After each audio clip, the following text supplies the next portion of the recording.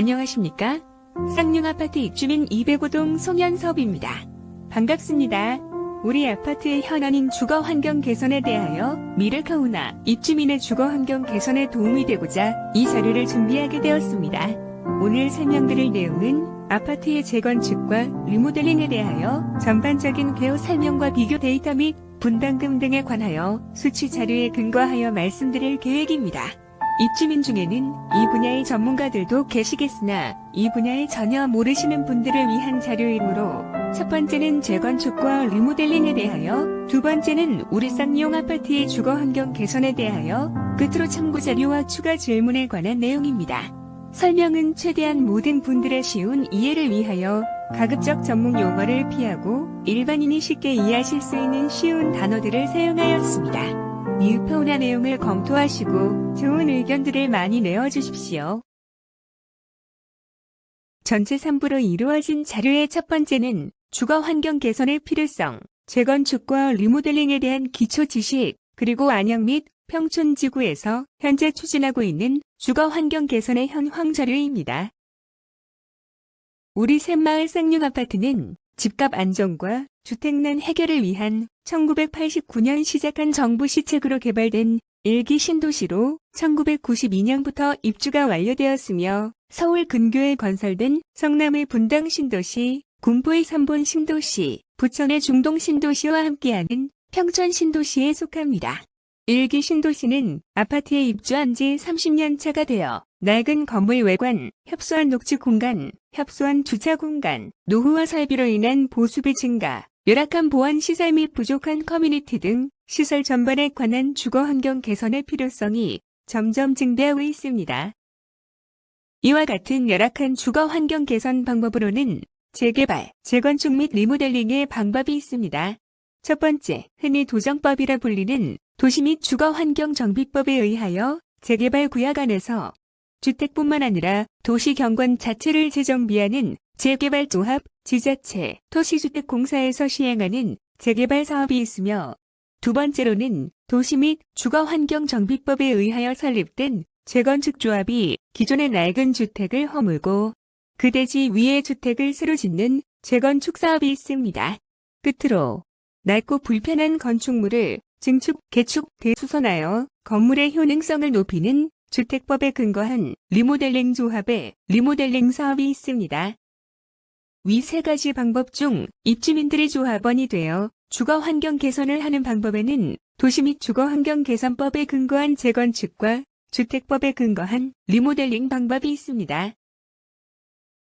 재건축과 리모델링은 앞에서 보여드린 것과 같이 차이가 많으며, 도정법에 근거하여 준공 후 30년이 지난 아파트 중 안전진단을 최소 D등급 또는 E등급을 받아야 시행할 수 있는데, 현재 우리 아파트의 안전등급은 C등급으로 안전진단의 완화 정책이 확정되기 전에는 현실적으로 불가능합니다. 또한 안전진단이 완화되어 재건축이 가능하더라도 5개 신도시 중 가장 재건축 허가에 박하다고 소문난 안양시가 용적률 완화 정책을 양보하여 법적 용적률 상한선인 280%의 증축을 허가한다 하여도 용적률이 208%인 우리 아파트는 72%를 더 증축은 할 수는 있으나 기존 240%에서 증가하는 40%의 절반인 20%는 의무적으로 조합원들의 돈으로 임대주택을 지어줘야 하며, 약 10%에 해당하는 기부 체납을 한 후 조무자산에서 초과 이익 환수에 의하여 세대당 이익금이 3천만 원에서는 10%, 1억 원 이상에서는 50%의 이익을 환수하게 되며, 더욱 조합 설립 이후에는 조합원의 자격이 승계될 수 없어 주택을 매매할 수 없는 것이 현실이어서 현행 제도가 다소 완화되더라도 사업성 실현에는 어려움이 많습니다. 이에 비하여 리모델링은 15년이 경과된 이후에는 안전진단 B등급 또는 C등급일 때 추진될 수 있으며, 조합원 소유권을 매수한 자는 언제든지 매매가 가능하고 기본 용적률을 초과하여 빠른 사업 추진과 함께 5년에서 7년이면 입주가 가능하여 대부분의 아파트 단지가 이 방법을 선호하고 있으며, 다만 리모델링의 단점인 층 고저하나 동간거리 및 디자인 문제가 설계 시 극복된다면 현재로서는 재건축의 대안으로 유일한 방법이라 생각됩니다. 주거 환경 개선에서 알아두셔야 할 것은 우리 아파트의 구조와 같이 일자형인 판성형, 2000년에서 2010년에 건설된 타워형과 최근 아파트 구조의 대세인 판상형과 타워형의 장점을 혼합한 혼합형이 있습니다. 또한 베란다 기준 건물의 기둥과 기둥 사이의 공간인 베이는 예전 건물들은 2베이 또는 3베이 구조였으나 요즘은 소형은 3베이, 중대형은 4베이를 선호하고 있는데 리모델링의 경우는 베이 증축이 아파트 구조와 관련하여 증가시키기에 한계를 갖고 있어 건축 설계 시 각별히 신경 써야 하는 부분입니다. 다음 아파트 면적을 따질 때 전용 면적, 공급 면적, 계약 면적과 서비스 면적이 있습니다. 먼저 전용 면적 또는 전유 면적은 방, 거실, 주방, 욕실 등 입주 세대가 전용으로 쓰는 면적을 말하며 여기에 복도, 계단, 엘리베이터실 등 각 세대에 출입하기 위하여 필요한 공간인 주거 공용 면적을 더하여 공급 면적이라 하고 다시 여기에 관리동, 노인정, 기계실, 주민복리시설인 기타 공용 면적을 더하여 계약 면적이라 하는데 각 세대 내부에 있는 베란다와 지하주차장은 서비스 면적이라 하며 공급 면적이나 계약 면적에는 포함되지 않습니다. 아파트 평수를 따질 때 종전에는 벽 중심과 벽 중심 사이의 면적을 따지는 중심선 치수를 사용하였으나 1999년 이후로는 벽과 벽 사이의 공간으로 측정되는 안목 치수를 사용하고 있어 같은 수치의 평형을 말할 때 예전보다는 지금이 넓어지는 이유입니다. 다음, 재건축과 리모델링에서 빼놓을 수 없는 용어가 건폐율, 용적률, 연면적인데 건폐율이란 하늘에서 보았을 때 전체 대지 면적에서 건물이 차지하고 있는 바닥 면적의 비율을 말하며 연면적이란 각 층 건축물의 바닥 면적의 합계를 뜻합니다. 이때 연면적에는 지하층의 면적은 제외됩니다. 여기서 꼭 기억하셔야 할 부분은 용적률로 전체 대지에서 1층 필로티 주차장이나 지하층 건물 면적을 제외한 지상층 총 면적의 비율을 말합니다. 우리 아파트 용적률은 208%인데 비하여 용적률 1000%의 시대를 열은 부산 동네 3자 SK뷰는 건폐율 49%, 용적률 950%이며 18평형에서 25평형으로 구성되는 지상 35층에서 39층의 주상복합 아파트입니다. 대통령 선거에서 쟁점이 된 용적률 500%의 구체적 건물의 예를 볼까요? 수원 화서역 파크 푸르지오는 건폐율 23%, 용적률 500%이며 18평에서 48평까지 20층에서 45층으로 된 주상복합 건물입니다. 또한 용산의 랜드마크를 자처하는 용산파크자이는 건폐율 53%, 용적률 790%로 19평에서 48평까지의 아파트를 갖고 있는 34층의 오피스텔 건물입니다. 바로 이웃에는 청년 임대주택으로 17평에서 21평의 주거 공간을 갖고 있는 용산 베르디움 프렌즈 건물이 있는데 건폐율 57%, 용적률 962%를 기록하고 있습니다. 용적률 500%, 1000% 말로는 그럴듯한데요. 조망권, 일조권, 채광권, 동간거리에 의한 사생활 침해 등 닭장 아파트라는 오명이 따르고 있습니다. 재건축 시 가장 핫 이슈가 되어 있는 것이 용적률을 높여준다는 것인데요. 증가분의 10% 정도를 기부 체납을 하여야 하며 또한 증가분의 50%에 해당하는 임대주택을 의무적으로 지어야 합니다. 이 부분이 주민들의 주머니에서 나가기 때문에 보다 철저한 수지 분석을 하여야겠지요. 여기에 한 가지가 또 있습니다. 일반인들이 재건축에서 가장 지나치는 부분의 하나가 대지 지분인데요. 대지 지분이란 아파트 전체 단지의 대지 면적을 가구수로 나누어 등기부에 표시되는 면적을 말하는데 대지 지분이 많다는 것은 용적률이 낮아서 더 많은 아파트를 신축할 수 있다는 것을 의미합니다. 또한 재건축에서는 앞에서 설명한 기부 체납과 임대주택 때문에 시뮬레이션 결과 우리 쌍용 아파트의 경우 280%의 증축 시에는 무상 지분율이 확보되지 않아 현재 평수를 늘리기가 어려우며 일반 분양 세대수 확보가 어려워 2018년부터 2020년까지 한때 유행하였던 1대1 재건축 사례와 유사하게 분석됩니다. 즉 1:1 재건축 리 사업상에서 최대 약점으로 꼽히는 무상 지분율이 낮을 경우 평수를 증가시키면 수익성이 없어 일반 2에서 3억 원 정도의 분담금이 4에서 5억 정도로 증가하거나 여유가 없어 2에서 3억 분담금을 내고 싶다면 현재 40평형을 신축 30평형으로 줄이는 방법뿐이 없어 두 방법 모두 입주민들의 75% 동의를 받기는 어렵다는 점입니다. 늘어나는 재건축 초과 이익 환수제의 비용 부담이 과다해지자 환수금을 줄일 수 있고 분양가 상한제의 제약이 없으며 일반 재건축 시 사업 면적의 60%를 전용 면적 85제곱미터 이하의 소형 주택을 건설해야 하는 의무가 없는 1:1 재건축 방식이 대두되어 지역의 랜드마크가 될 수 있는 단지의 고급화가 가능하여 2018년부터 2년간은 재건축조합의 상당수가 1:1 재건축 방식을 추진하게 되었습니다.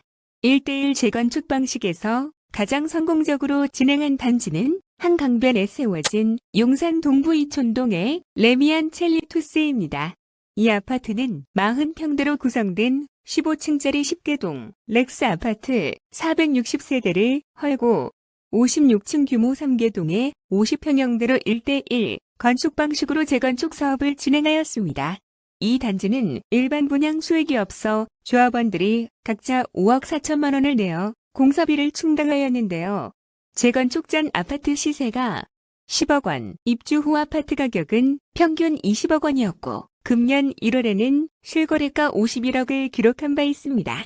그러나 이는 지극히 한정된 성공 사례이며 1:1 재건축의 대부분 단지들이 분담금의 증가, 까다로운 인허가 절차에 따른 조합원들의 반발이 그치지 않아 한때 유행으로 그치고 지금은 소강 상태입니다. 재건축에서 임대주택 의무화와 기부 체납 외에 풀어나가야 할 또 하나의 숙제가 초과 이익 환수제인데요. 현재 완화를 연구 중에 있기는 하지만 조합원의 이익금이 1억 3천을 넘으면 초과 금액의 50%를 국가가 환수하는 제도로 30% 정도로 낮춘다 하여도 발생 이익금의 15% 정도가 없어진다고 보아야 하기 때문에 사업 추진 수익성에서 상당한 문제가 발생합니다.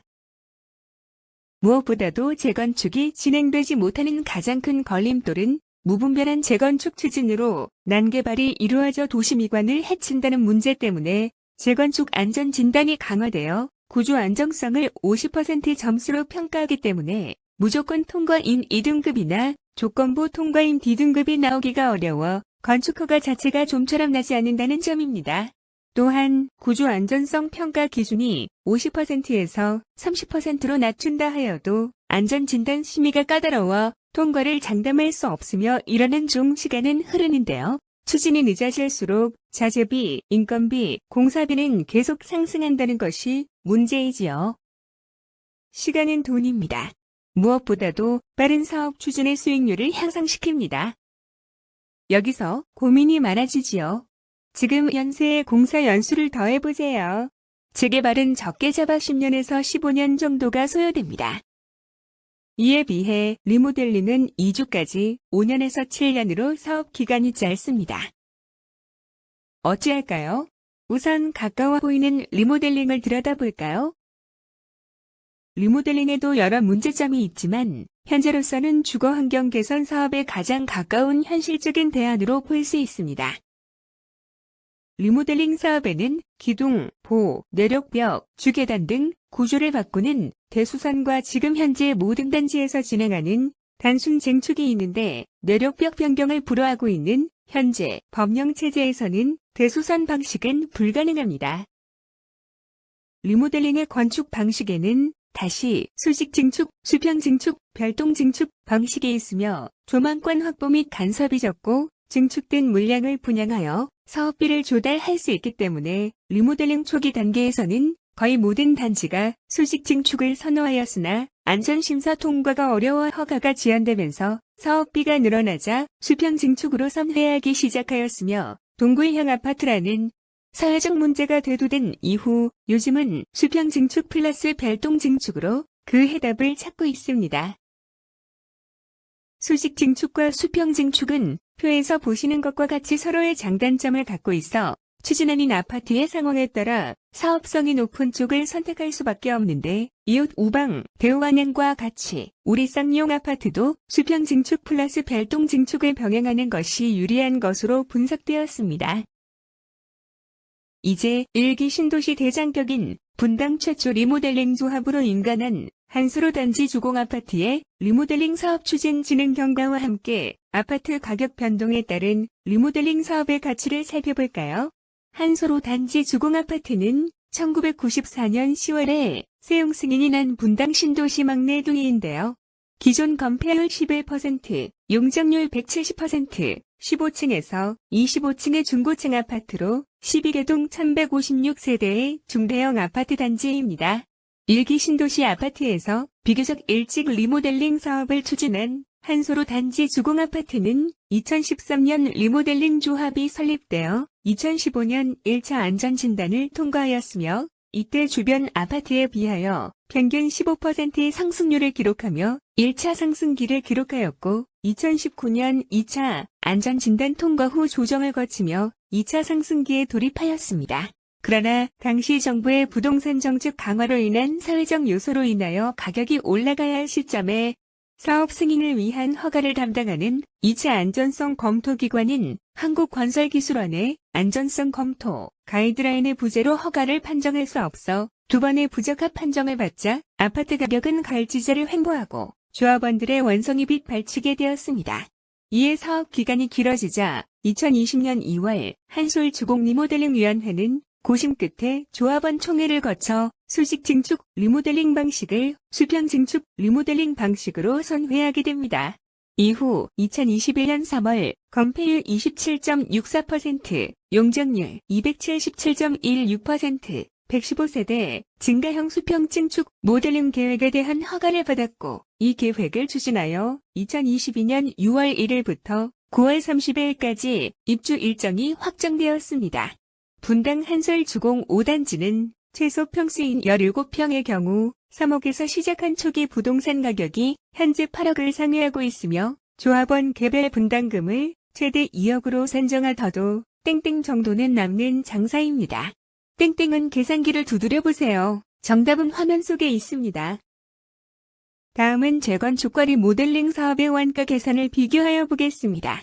예를 들어 20평 아파트를 2억에 매입하였다고 하면 매입 원가는 평당 1천만 원이고 평당 600만 원의 건축비를 들여 사업을 진행한다고 가정하였을 때 재건축에서는 공사 비용과 부대 비용을 더하여 신축 원가는 1,780만 원으로 계산됩니다. 리모델링의 경우를 계산하면 85형 이하는 40%의 평당 면적이 증가하여 16%의 할인 효과를 85형 초과에서는 30%의 평당 면적이 증가하여 13%의 할인 효과를 얻을 수 있습니다. 이에 따라 신도시 30여 개 단지를 샘플로 시뮬레이션을 하여 본 결과 신도시 1기 리모델링인 경우는 11%에서 28%의 원가 할인 효과를 볼 수 있으며 평당가가 높을수록 소형 평형일수록 할인폭이 커지는데 단순 수치로 재건축과 리모델링 사업의 원가 계산을 비교할 때 리모델링 시는 국가에서 15에서 25%의 땅을 국민에게 기부해주는 효과가 발생하여 경제적 이익을 얻을 수 있다는 장점이 있습니다. 2021년 12월 말 현재 서울과 경기 지역에서 공공지원 아파트 리모델링 조합이 설립된 단지는 표와 같으며 2021년 12월 말 현재 경기도 내 민간 리모델링 추진 현황은 표와 같습니다. 안양의 재건축 단지의 현황을 살펴보면 안양 1동에 위치한 진흥아파트가 건폐율 14.85%, 용적률 269.97%, 최고층 37층으로 21개동 2,736세대의 재건축 공사를 대우건설과 포스코건설이 시공사가 되어 2021년 11월 착공함으로써 안양 재건축 단지 중 가장 빠른 진행률을 보이고 있습니다.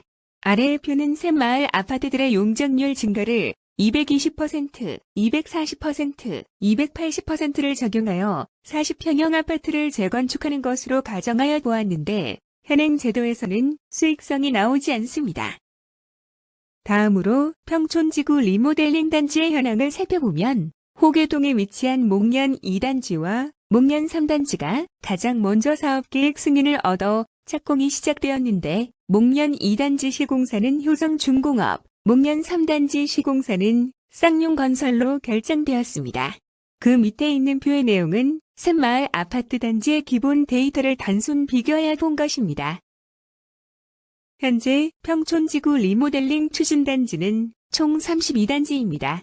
이 중 샘마을에서는 우방아파트가 추진위원회가 구성되어 2회 사업설명회를 개최하는 등 가장 먼저 리모델링을 추진하였으나 동일 미확보로 사업 추진에 제동이 걸렸으며 대우반양아파트는 추진위원회가 결성되어 14.92%의 수평별 동징축 방식으로 160세대를 일반 분양하는 방식으로 리모델링 사업을 추진 중에 있으며 금년 4월 중순부터 리모델링결에서 동의서를 증구하고 있습니다. 각 단지의 숫자가 무엇을 뜻하냐고요? 아파트 실거래 사이트 평균 평당 가격입니다. 샘마을 단지의 수치가 낮아 조금은 서운하시겠지요? 다음으로 리모델링 용적률의 배분과 세대 분할에 대하여 간략히 설명드리겠습니다. 아파트를 리모델링할 때는 앞에서 설명드린 것과 같이 수직 증축의 케이스 1, 수직 증축 플러스 수평 증축인 케이스 2, 수평 증축과 별동 증축의 케이스 3 및 별동 증축만을 하는 케이스 4로 나눌 수 있으며 현재 추세는 케이스 3을 선호하고 있으나 이는 각 단지의 특성을 고려하여야 하므로 기본 건축계획 설계 시에 구체안이 나옵니다. 또한 세대 분할은 입주조합인이 전체를 사용하는 경우 세대당 전용 면적의 3분의 1 이내를 분리세대로 하여 임대를 주는 경우 및 기존 세대수의 15% 이하로 건축한 분양 물량을 생각할 수 있습니다. 노후 두 분만 계셔서 넓은 전용 면적의 효율성을 높이기 위한 방법으로는 15평 임대형을 선택하시면 보수적으로 계산하여 임대료 1천만 원에 50만 원에서 70만 원 사이의 월세 수입이 나오지 않을까 추정됩니다. 현재의 경제 환경을 살펴보면 고유가 시대인 지금 러시아 전쟁으로 인한 불확실성과 함께 시멘트, 철강 등 건축 자재비가 상승되고 있는 현실에서 우리 쌍용 아파트의 주거 환경 개선 사업의 방향은 기본적으로는 리모델링 사업을 베이스로 하고 재건축의 경우도 염두에 두어 투트랙 방식으로 가장 빨리 사업 추진을 시작하는 것이 최선의 방법이라 생각됩니다. 시간은 돈입니다. 늦어질수록 분담금은 늘어납니다.